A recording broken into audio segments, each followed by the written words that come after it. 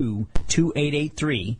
That's 888-OTA-ATTEND, or visit our website at tradingacademy.com. That's 888-OTA-ATTEND.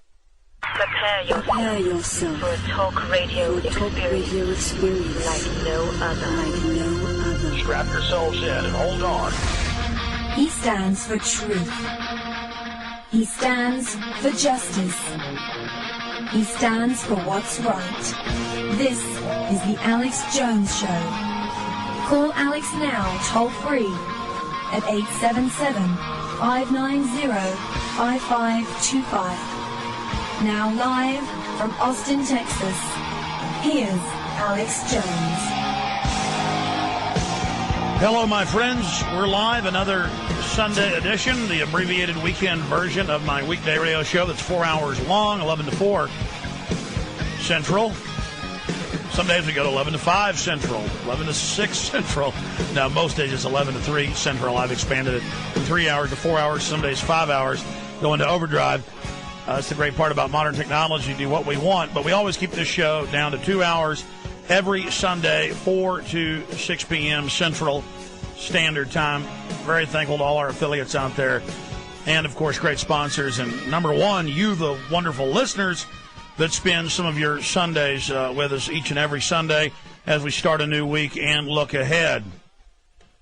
It didn't get a lot of national media attention. It got more than I thought it would, but because it didn't get a lot of attention, or because the media misconstrued, the control corporate media that poses as liberal, poses as conservative, but really is just corporate anti-American, they try to misconstrue it as just bitter bickering and partisan politics. It was anything but that. I'm very proud of the panel that they assembled. Friday, the House Judiciary Committee heard arguments for impeachment, for the consideration of the committee to have full hearings on the consideration. So it is a pre-hearing on whether or not the House Judiciary Committee wants to move ahead with an official investigation on whether or not to move for the president's indictment in the House of Representatives. Then that moves the full House for the vote by the grand jury that is the House of Representatives members from the several states. Then it goes to the Senate for the trial itself. But the indictment itself is being considered in the House, and this is a preliminary to that. Congressman Dennis Kucinich, who we interviewed last week on the eve of the impeachment hearing on my weekday show, went over the fact that last minute Congressman Conyers started moving to block what could be discussed or what could be said in the committee environs, that no specific charges could be made. But in the 6-hour hearing, a lot of serious charges that are well-founded and documented by former Republican Congressman, very conservative Bob Barr, and current Republican Congressman Jones, and many others. In fact, the most eloquent attacks on what the Bush administration was doing came from true conservatives, not the fake Bushite supporters that were also in attendance and part of the hearing, who don't want you to know about open borders or gun control that have expanded under Bush or tripling in the size of government. They just sat up there basically and had very, very weak arguments and fell flat on their face. Though for the few national news programs that did give it some attention, they were given the lion's share of coverage. And so because that happened, and because there has been somewhat of a mainstream media blackout on this, I wanted to open the phones up for listeners that did watch it on C-SPAN or who have been at Infowars.com or PrisonPlanet.com. JonesReport.com also has scores of select audio clips of the 6+ hours of hearings, little 5-minute boil-downs, 10-minute boil-downs of Bob Barr's comments, of Congressman Dennis Kucinich's comments, of Vincent Bugliosi, the famous prosecutor that convicted Charles Manson and many others, best-selling author. He's coming out saying that the Bush White House should be indicted for murder. He laid out false flags, staged government terror attacks, or the White House wanting to stage attacks. You know, those are in official White House declassified memorandums. That's kind of why I've been freaking out here the last few years. You don't believe me? Just Google the White House memos. White House memos, and you will get those. You can say, but there's a lot of White House memos. Why will I get those? Well, under that term, you will get those specific memos pertaining to getting U.S. aircraft shot down and blaming it on Saddam. So we are going to play some of that coming up in the hour. I first want to take your calls on the impeachment hearing. This is historical. This is a big deal. There were neocon liberals and conservatives.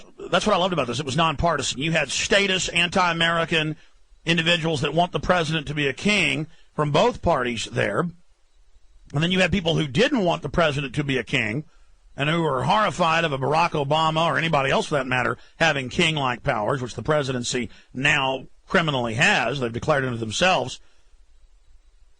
Notoriously, what was the term? They have declared it notoriously and openly.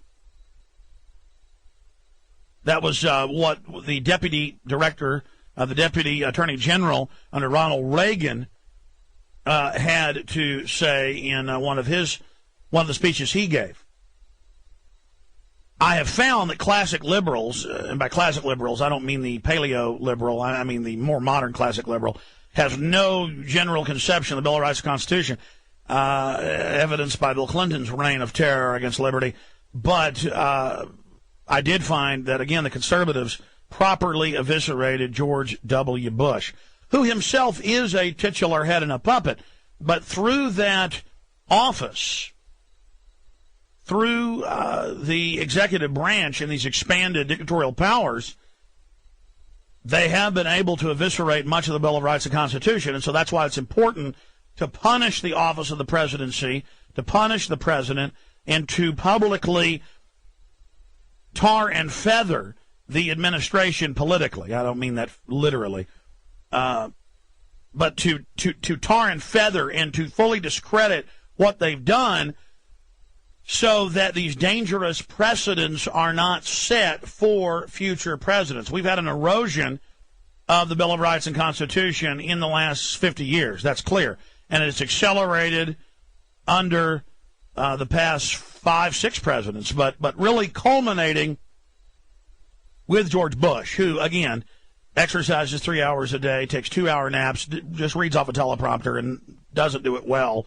So we need to understand he is a complete nobody running nothing. We have to depoliticize his office. Same thing with Barack Obama, reads off teleprompters. I was watching him give press conferences in France when he didn't have a teleprompter, a complete bumbling. I don't call him an idiot. He's not as idiotic as Bush, but you can tell he's in water a lot deeper than he should be. He's a total political prostitute. And the left better wake up to that and wake up to that fast. All this flip-flopping on FISA, warrantless spying, wars against Iran and Pakistan. He's now greenlighting those. So the left's finally becoming disenchanted. A lot faster than the right has with George Bush. I have to actually hand it to some of the left out there, but he's got enough Kool-Aid drinkers out there to get him into office.